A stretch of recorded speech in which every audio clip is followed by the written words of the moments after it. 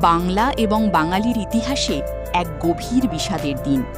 আজ আমরা সেই মহানায়কের গল্প বলবো যিনি বাংলার শেষ স্বাধীন নবাব ছিলেন। সময়টা 18 শতক। একদিকে যেমন বাংলার ঐশ্বর্য, অন্যদিকে তেমনি ঘনিয়ে আসছিল এক ঘোর বিপদ।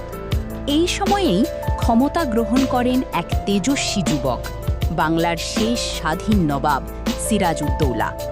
খুব অল্প বয়সেই তিনি বাংলার মসনদে বসেন, কিন্তু সিংহাসন কাঁটার মুকুট ছিল। চারদিকে ছিল ষড়যন্ত্র আর বিদেশি শক্তির চোখ রাঙানি। বাংলার মসনদে সিরাজউদ্দৌলার আগমন ব্রিটিশ ইস্ট ইন্ডিয়া কোম্পানির কাছে অসহনীয় ছিল। তারা বাংলাকে গ্রাস করার ছক কষছিল।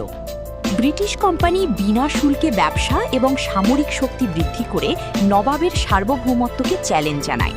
তাদের ঔদ্ধত্য দিনে দিনে বাড়ছিল। নবাব সিরাজউদ্দৌলা প্রথমে প্রতিরোধের ডাক দেন। তিনি ইংরেজদের ঘাঁটি কলকাতা আক্রমণ করেন এবং ফোর্ট উইলিয়াম দখল করে নেন। এটি ছিল তার প্রথম এবং শেষ বড় বিজয়। কিন্তু এই বিজয় স্থায়ী হয়নি। এরপরই রচিত হয় বাংলার ইতিহাসের এক কালো অধ্যায়, পলাশীর ট্র্যাজেডি। নবাবের সবচেয়ে কাছের মানুষ সেনাপতি মীর জাফর আলী খান, জগৎ শেঠ এবং অন্যান্যরা ইংরেজদের সাথে গোপন চুক্তি করেন। সিরাজউদ্দৌলার পতন ছিল কেবল সময়ের অপেক্ষা। 1757 সালের 23 জুন পলাশীর আম্রকাননে ইংরেজ এবং নবাবের বাহিনীর মধ্যে যুদ্ধ শুরু হয়। যদিও এটি যুদ্ধ ছিল না, ছিল একটি সাজানো নাটক। মীর জাফরের বিশ্বাসঘাতকতায় নবাবের বিশাল বাহিনী যুদ্ধে অংশগ্রহণ করা থেকে বিরত থাকে। খুব সহজেই ইংরেজরা জয়ী হয়। সেদিন বাংলার স্বাধীনতার সূর্য অস্তমিত হল। পলাশীর যুদ্ধের পর নবাব সিরাজউদ্দৌলাকে করুণ পরিণতির শিকার হতে হয়। পরাজিত নবাবকে পালাতে হয়েছিল, কিন্তু শেষ রক্ষা হয়নি। মীর জাফরের পুত্র মিরনের নির্দেশে তাকে হত্যা করা হয়। এক মহান অধ্যায়ের সমাপ্তি ঘটে বাংলার মাটিতে। নবাব সিরাজউদ্দৌলা ছিলেন বাংলার স্বাধীনতার জন্য লড়াই করা প্রথম শহীদ।